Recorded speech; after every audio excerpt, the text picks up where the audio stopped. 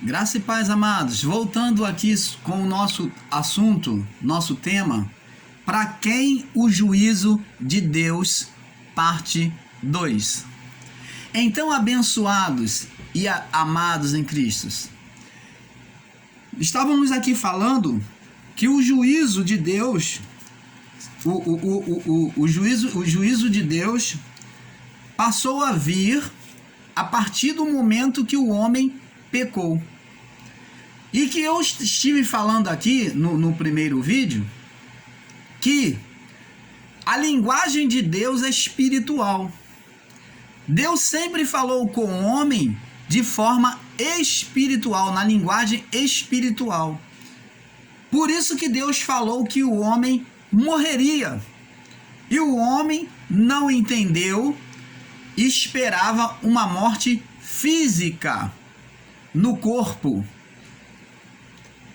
E quando o homem desobedece a Deus, foi dito e torno a dizer, a afirmar, que o homem levanta um espírito, um estado de repetição de pecado, um espírito opositor. Um espírito que se tornou o quê? O homem criou no seu pecado, ele fez a sua primeira obra-prima, sendo Deus, sendo a imagem de Deus. Então o homem, como Deus, agora ele vem criar a sua primeira obra-prima. Só que a sua primeira obra-prima, ele cria não de forma física diretamente. Primeiramente ele cria de forma espiritual. Como Deus, ele criou um espírito opositor. Um espírito contrário a Deus. Quando Deus disse para ele que não deveria, pelo cuidado e pelo amor que Deus tinha para com eles, eles foram e não ouviram a voz de Deus. Julgaram no seu coração que Deus não queria que eles conhecessem coisas, que Deus não queria o melhor para eles, e talvez com isso foram lá e tocaram, pegaram e comeram do fruto. Então, eles negligenciaram a voz de Deus como verdade, colocaram a voz de Deus como mentira no seu coração, na sua mente, na sua alma. Então, a partir daí, o homem criou um espírito opositor, contrário à voz de Deus. Então, agora, Adão criou um espírito diante de Deus. A alma humana, que era espiritual, a alma é espírito, a alma humana já naquela época é espiritual, a alma nunca foi física, a alma é a mente, é a ação da mente, do coração do homem. Quando fala de mente, fala de coração, tá? Porque o coração é o sentimento do pensamento da mente, que desce para o coração, porque aqui pensamos e aqui estabelecemos. Na mente pensamos primeiro e no coração fundamentamos as emoções daqui. A mente, aqui é um processador, a mente, e aqui estabelece o coração. Por isso os dois são interligados, mente e coração. Aqui pensa, aqui é um processador e aqui é um estabelecedor daquilo que se pensou, das emoções, dos pensamentos. Então, quando o homem estabeleceu desobedecer a Deus, levantou um estado espiritual, um pensamento contrário às leis de Deus. Agora, a alma humana é um espírito contrário a Deus. A alma de Adão é um espírito contrário a Deus e de toda a criação que procederia dele. Você está entendendo, amado?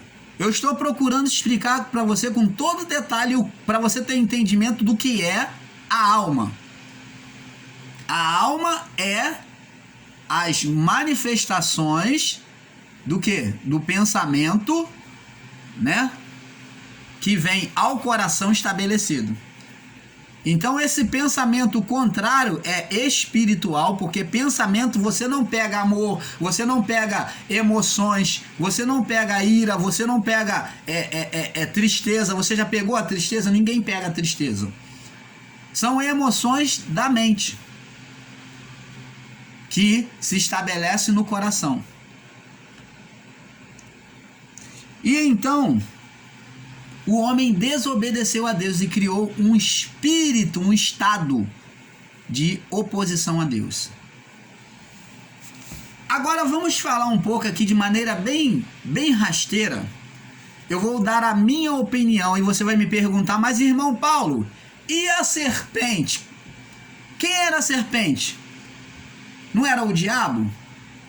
A serpente está ligado à decisão humana da mente. Na minha opinião, irmão Paulo, essa serpente nunca existiu em um diálogo com Eva. Essa serpente foi apenas uma decisão de pensamento, uma curiosidade. Eu até botei aqui, foi apenas um desejo, né, uma curiosidade de ter poder, de possuir, de conhecer, de possuir e de ser igual a Deus. A essa manifestação na mente do homem, esse desejo, chamou-se serpente. Esse desejo de possuir, de conhecer, de possuir e de ser igual a Deus foi chamado de serpente. A serpente do Éden. Mas ela nunca existiu como um ser em diálogo com o homem. Foi simplesmente uma manifestação do desejo do homem em desobedecer, em querer possuir, em querer conhecer, em querer ser igual a Deus.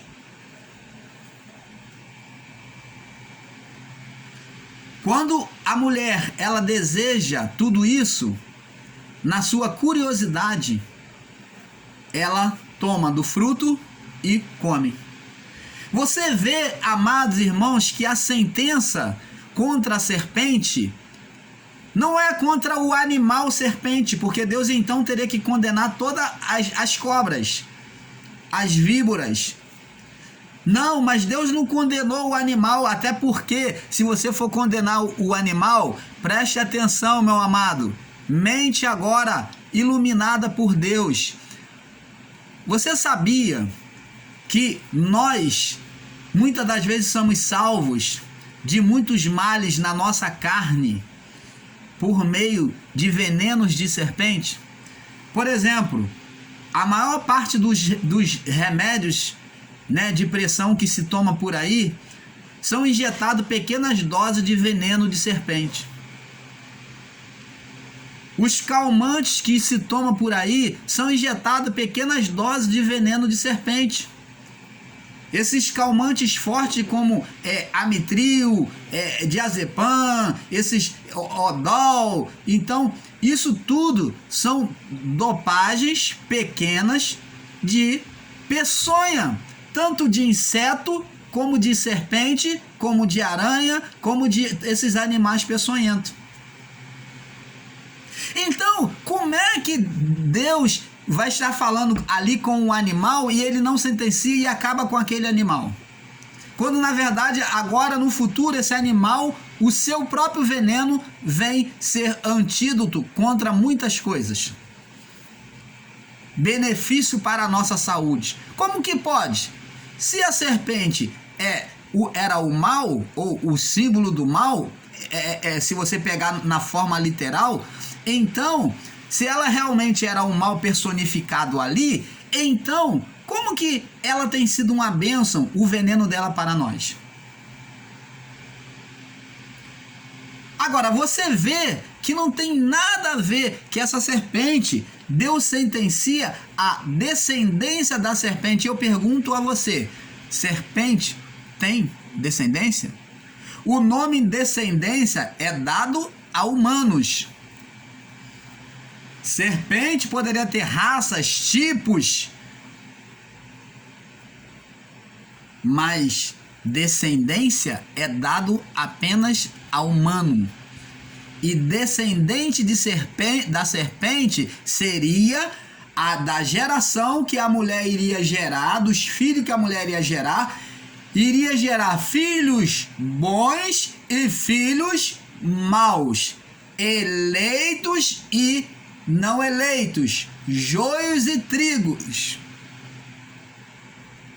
Então a mulher, a partir daí, ela deformou, o homem e a mulher iria deformar a sua criação, a sua genética, tanto física como espiritual, principalmente espiritual. Então, é isto que Deus quer dizer. Você vê que a serpente não tem descendente, mas fala da descendência do homem, que existiria ali aqueles que seriam malignos. E eles iriam gerar uma geração só de pessoas malignas. Mas sairia de Eva, saiu tudo do ventre de Eva. A partir dali foi aumentando. Você está entendendo, amados? E a serpente, ela nunca foi um ser, nunca foi uma imagem do diabo como ser. Sim, foi do diabo Adão. Você vê que Jesus, quando o povo se rebelou contra Moisés no deserto, e Deus reclamando sobre a comida, quando Deus cuidava deles com o maior carinho, dava de tudo, e eles desejavam os pepinos, melões lá de Faraó, eles fizeram até comparação entre os cuidados de Deus e os cuidados de Faraó. Eles diziam que comiam de tudo que eles queriam, do bom e do melhor, e Deus deixava eles passar fome no deserto. Olha a negligência do povo, a rebeldia. Então o que Deus fez? Levantou para os rebeldes serpentes que brotavam da terra e picava eles, serpentes ardentes. E o povo morrendo, acabando com o povo, e cada dia que se levantava, a serpente brotava da terra e picava aquele povo, e aquele povo morria em questão de instantes. Para cessar a morte, Moisés clamou a Deus, e Deus mandou Moisés fazer uma serpente de metal. Olha, preste atenção, essa serpente de metal, o povo rebelde e todo aquele povo tinha que olhar para a serpente e colocar sobre uma haste de madeira a serpente de bronze. O bronze representa a justiça de Deus, e essa serpente representava o pecado sobre o madeiro, que teve uma sombra naquilo que Cristo iria fazer, se tornando maldito, se tornando o segundo Adão, colocando sobre ele a culpa. Você entende, amado, que nunca foi um animal que falou com Adão, mas a serpente é uma linguagem de figura colocada para que Moisés escreveu. Por quê? Porque os egípcios entendiam que a serpente era símbolo de poder, a qual o faraó usava na sua cabeça, aquele emblema da serpente, usava sobre seus braceletes, sobre suas sandálias, tanto que Moisés, no seu encontro com Deus, Moisés, ao se aproximar da sarça ardente, ele ainda vivia nos palácios de Faraó, tá? Vivia sob o governo de Faraó, e Moisés, quando vem falar com Deus após ter matado o egípcio que maltratava o hebreu. E então, Deus, quando se manifesta na sarça ardente, Moisés se aproxima para ver. Deus falou: Moisés, tira as suas sandálias, porque o lugar aonde pisa é santo. Por que Moisés tinha que tirar a sandália? Porque nas sandálias de Moisés tinha símbolo de serpente, símbolo faraônico da serpente, de poder, de dominação. Então a serpente passou a ter a simbologia de dominação, de querer poder. Foi o que Moisés descreveu lá, que o homem desejou ser igual a Deus. A ele descreve a serpente no diálogo com o homem. Mas essa serpente nasceu aqui, ó. A mente do homem desejando ser igual a Deus, ter poder. Você está entendendo, amados? Olha como a palavra de Deus é maravilhosa. E as pessoas complicam. Então, a serpente é como um ato de desejo do homem na rebeldia e curiosidade em tocar, ó. Ela expressa o tocar, o possuir e o ter poder. A serpente expressa o tocar, o possuir e o ter poder. Foi o que a mulher fez. Desejou tocar, possuir e ser igual a Deus. Então, nós vemos que a sentença caiu sobre apenas a descendente da serpente, que seria os filhos da mulher, que teria o mesmo pensamento de oposição a Deus. Então, nós vamos passar para o próximo vídeo, tá bom? Para não se alongar, um pouco aqui, um pouco ali, tá bom? Fique na paz, eu espero que você esteja tendo entendimento. A paz, Jesus, o nosso Deus é encarnado, o Jesus glorificado, ele nos ama, por isso ele nos traz a revelação da sua palavra. Fique na paz, vamos para a parte 3, tá? Vamos para a parte 3. Para quem o juízo de Deus, parte 3. Paz.